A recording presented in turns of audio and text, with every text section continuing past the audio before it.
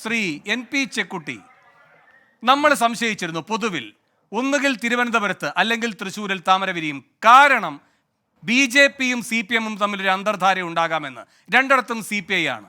ഉള്ള വോട്ട് കൃത്യമായി പിടിച്ചാൽ തന്നെ BJPക്ക് ജയിക്കാനുള്ള അവസരമാകും. അപ്പോൾ ഞങ്ങളുടെ വോട്ട് പോയിട്ടില്ല എന്ന ഏറ്റവും വലിയ ഡിഫൻസ് തന്നെ ഈ അന്തർധാരയുടെ ഏറ്റവും ശക്തമായ സാക്ഷ്യപ്പെടുത്തലല്ലേ ശ്രീ NP ചെക്കുട്ടി? അങ്ങനെയെങ്കിൽ കേരളത്തിൽ തൃശ്ശൂരിൽ താമര വിരിയിച്ചത് അതിൻ്റെ ഉത്തരവാദിത്തം ആർക്കാണ്? ഇടതുപക്ഷത്തിനല്ലാതെ.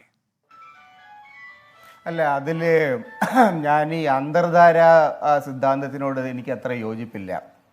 കാരണം CPMലെ ഏതെങ്കിലും ഒരു നേതാവ് സാധാരണ നിലയിൽ ആ പാർട്ടി, നമ്മൾ അറിയുന്ന പാർട്ടിയാണ്, 10, 40, 50 വർഷമായിട്ട് അറിയുന്നൊരു പാർട്ടിയാണ്, ആ പാർട്ടി BJPക്ക് വോട്ട് ചെയ്യണം എന്ന് അനുയായികളോട് പറയും എന്ന് ഞാൻ സത്യത്തിൽ കരുതുന്നില്ല. കാരണം ഞാൻ ആ പാർട്ടിയിൽ കുറേ കാലം പ്രവർത്തിച്ചത് കൊണ്ടുകൂടി.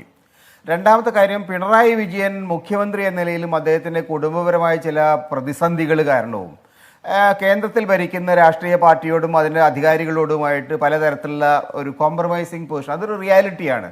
അത് അദ്ദേഹത്തിൻ്റെ ഒരു ഗതികേട് എന്ന് പറയാം. പക്ഷേ അങ്ങനെ ഇരിക്കുമ്പോൾ പോലും തൃശ്ശൂരോ അല്ലെങ്കിൽ തിരുവനന്തപുരത്ത് ഇരിക്കുന്ന പാർട്ടിക്കാരോട് നിങ്ങൾ മറുഭാഗത്തേക്ക് വോട്ട് ചെയ്യണം എന്ന് പറഞ്ഞാൽ അതൊന്നും ഒരു നിലയ്ക്ക് നടക്കില്ല. പക്ഷേ വോട്ട് മാറിയിട്ടുണ്ട്.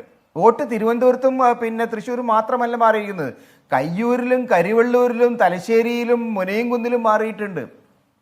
CPMൻ്റെ ഏറ്റവും അടിസ്ഥാനപരമായിട്ടുള്ള ഏറ്റവും വലിയ കോട്ടകളിൽ, ഇപ്പോൾ ഞാൻ ഈ കണക്കുകൾ നോക്കിയ സമയത്ത് ഏറ്റവും വലിയ CPMൻ്റെ ഒരു തരത്തിലും മറ്റാർക്കും ഒരു കാക്ക പറക്കാത്ത സ്ഥലങ്ങളിൽ പോലും ഇപ്പോൾ ഇത്തവണ BJPക്ക് വോട്ട് പോയിട്ടുണ്ട്, കോൺഗ്രസിന് വോട്ട് പോയിട്ടുണ്ട്. അപ്പോൾ ആ സാഹചര്യത്തിൽ CPMനെ സംബന്ധിച്ചിടത്തോളം വലിയ തോതിൽ കേരളത്തിലെ മിക്കവാറും എല്ലാ മണ്ഡലങ്ങളിലും CPMന്ന് വോട്ട് മറിഞ്ഞു പോയിട്ടുണ്ട്. അതിലൊരു വലിയ പങ്ക് UDFലേക്ക് പോയിട്ടുണ്ട്, മറ്റൊരു പങ്ക് BJPയിലേക്ക് പോയിട്ടുണ്ട്.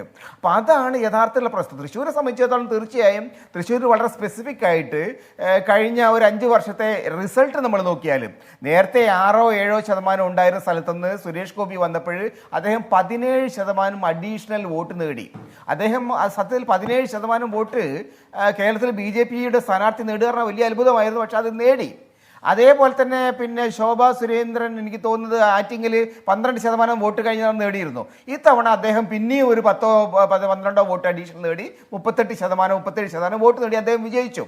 അപ്പോൾ ഈ സംഗതി നമ്മൾ മനസ്സിലാക്കേണ്ട ഒരു കാര്യം, കേരളത്തിലെ ഇടതുപക്ഷ രാഷ്ട്രീയത്തിൻ്റെ അടിസ്ഥാനപരമായ പ്രിൻസിപ്പിൾസിൽ വലിയ തോതിലുള്ള ശോഷണം സംഭവിച്ചിരിക്കുന്നു.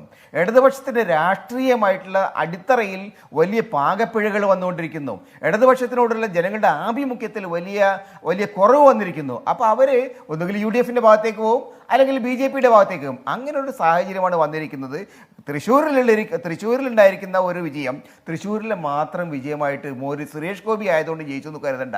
മറ്റെല്ലാ സ്ഥലത്തും തിരുവനന്തപുരത്ത് ആ ഒരു സിറ്റുവേഷൻ ഉണ്ട്, ആറ്റിങ്ങൽ സിറ്റുവേഷൻ ഉണ്ട്, ആലപ്പുഴ സിറ്റുവേഷൻ ഉണ്ട്. കേരളത്തിലെ പല ഭാഗങ്ങളിലും BJP വലിയ തോതിലുള്ള ഒരു ഓൺസ്ലോട്ട് നടത്തിയിട്ടുണ്ട്.